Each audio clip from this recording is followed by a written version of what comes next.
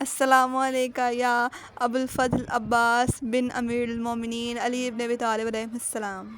مولا عباس اپنی زندگی سے سیر ہو چکے تھے۔ خدمت مولا حسین علیہ السلام پر آ کر عرض کی، مولا کیا مجھے اجازت ملے گی تاکہ میں بچوں کے لیے پانی لا سکوں؟ مولا عباس کو ایک شرط پہ اجازت دیتے ہیں کہ صرف پانی لانا۔ عباس مشکیزہ لینے کی خاطر خیمے میں آئے اور فرمایا، اے بچوں، اللہ نگہبان، میری نوکری پر راضی رہنا۔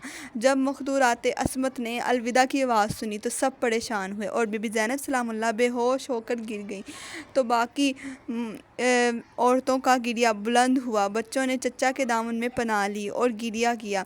ایک خشک مشک لائے اور عباس علمدار کو دی۔ قمر بنی ہاشم علیہ السلام نے رخ آسمان کی طرف دعا کی، اے میرے خدا، میری نا امیدی کو نہ بدلنا، کاش ایک مشک پانی میں ان بچوں کے لیے لا سکوں۔ اپنے گھوڑے پر سوار ہوئے، نیزہ اٹھایا، مشک کندھے سے لٹکائی اور سفر آخرت پر روانہ ہو گئے۔ عمر ابن سعد ملعون نے دریائے فرات پر 4000 سواروں کو مقررہ کر رکھا تھا کہ امام حسین علیہ السلام کا کوئی بھی فرد دریائے فرات کو نہ دیکھ سکے۔ جب لشکر نے حضرت عباس علیہ السلام کو فرات کی طرف آتے ہوئے دیکھا تو ہر جگہ سے راستہ روکا۔ عباس علیہ السلام زبردست حملہ کر کے فرات سے 4000 پہرے داروں کو بھگا چکے ہیں۔ اب فرات پر عباس کا قبضہ ہے۔ مولا عباس علیہ السلام اپنے گھوڑے کو اس حد تک دریا میں لے گئے کہ پانی گھوڑے کے پیٹ سے آ لگا۔ عباس گھوڑے سے اترے بغیر مشک کو بھر لیتے ہیں۔ مشک کو بھر لینے کے بعد آپ نے چلو میں پانی لیا اور منہ کے قریب لائے۔ ادھر دشمن دور سے دیکھ رہے ہیں۔ دشمن نے صرف یہی کہا ہے، ہم نے دیکھا۔ انہوں نے چلو میں پانی لیا اور پھینک دیا، لیکن کوئی یہ نہ سمجھ سکا کہ اب پانی ایسا کیوں کیا یا کیا تاریخ نے لکھا۔ دن میں مولا عباس علیہ السلام نے کہا کہ حسین، خیمے میں پیاسے ہو اور تم پانی پی لو، یہ بات کیسے معلوم ہوا؟ کہ عباس کا دل میں سوچنا یہ بات عباس کی اس رضخوانی سے معلوم کی۔ مولا عباس علیہ السلام آپ سے باتیں کرتے ہوئے کہتے ہیں اپنے آپ سے، اے عباس، حسین کے بغیر جینے میں کیا رکھا ہے؟ کیا تم چاہتے ہو کہ پانی ہو کر پانی پیو اور زندہ رہو؟ تم چاہتے ہو کہ مولا حسین علیہ السلام خیمے میں پیاسے ہوں اور تم ٹھنڈا پانی پیو؟ کی قسم، عباس علیہ السلام، یہ دستور غلامی نہیں، نہ رسم وفاداری، واقعاً عباس علیہ السلام پیکر وفا تھے۔ آپ نے مشک کو بھرا اور کاندھے پر لٹکایا۔ بستور گھوڑے پر سوار ہوئے، پانی کو گھوڑے سے لگایا ہوا ہے، پیاسے ہیں اور جنگ بھی کر رہے ہیں۔ دریا سے پلٹے تو عباس نے راستہ بدل دیا۔ آپ جس راستے سے آئے تھے اس سے دوسرے راستے پہ ہو چکے تھے۔ آپ کی کوشش تھی کہ پانی خیموں تک پہنچے کیونکہ تیر مشک کو نہ چھیدے۔ مولا عباس علیہ السلام احتیاط سے آگے بڑھ رہے تھے۔ نہ جانے کیا ہوا کہ آپ کی فریاد بلند ہوئی، خدا کی قسم، اگرچہ تم نے میرا دایاں ہاتھ کاٹ دیا ہے مگر میں ہر حال میں اپنے دین کی اور اس سچے امام کی حمایت جاری رکھوں گا جو طاہر، امین اور نبی کے نواسے ہیں۔ عرصہ نہ گزرا تھا کہ آپ کا رخ بدلا۔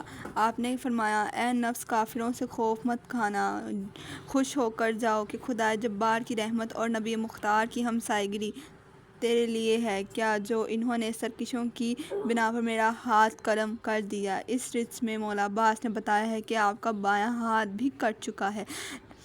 آپ مشک کو بچانے کے بڑے جتن کیے، مشک کو منہ میں لے کر اس پر جھک گئے تاکہ چھن نہ جائے۔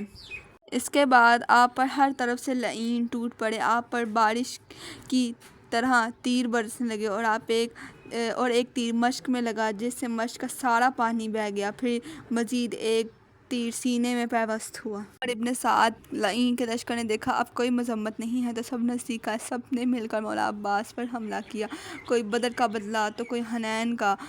ہر کوئی عباس کو ضرب لگا رہا تھا اور ایک لعین نے آپ کے سر پر گرز مارا جس سے آپ کا سر شگافتہ ہو گیا۔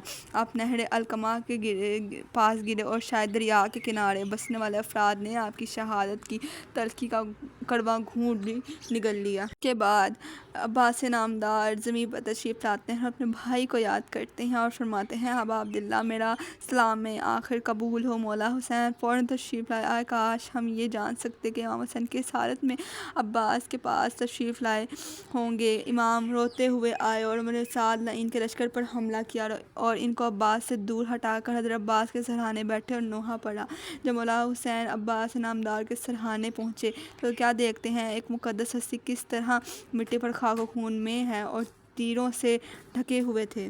سارے اصحاب عزیزوں کے لاشیں لے کر بھی مولا حسین پر وہ قیامت نہیں ٹوٹی۔ جب مولا حسین نے عباس کو دیکھا، مولا عباس کو دیکھ کر آپ نے کیا فرمایا؟ مولا نے فرمایا اب میری کمر ٹوٹ چکی ہے اور میری طاقت کم پڑ گئی ہے۔ عباس علیہ السلام ہی حسین کا حوصلہ تھے۔ مولا حسین نے عباس کو وہیں پر چھوڑ دیا جہاں پر مولا عباس گرے تھے۔ انہوں نے وہاں سے کسی اور جگہ منتقل نہیں کیا، کیونکہ اس فعل امام میں بھی ایک راز پوشیدہ تھا۔ عباس کو اگر امام حسین عباس کو لے کر جاتے، شاید بنی اسد والے گنج شہدہ میں دفن کرتے، اس لیے عباس کو داہی رکھا تاکہ عباس کو دنیا پہچانے۔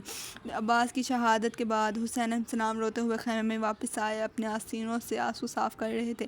جب اشقیاء خیمہ گاہ پر حملہ آور ہوئے تو مولا حسین نے استغاثہ بلند کیا، کوئی فریاد رس نہیں جو ہماری فریاد رسی کرے، کا کوئی ایک شخص ایسا نہیں جو ہماری مدد کرے اور ہمیں پناہ دے، یا کوئی حق کے لیے طلبگار نہیں جو ہماری مدد کرے، یا کوئی جہنم کی آگ سے ڈرنے والا نہیں جو ہمارا دفاع کرے۔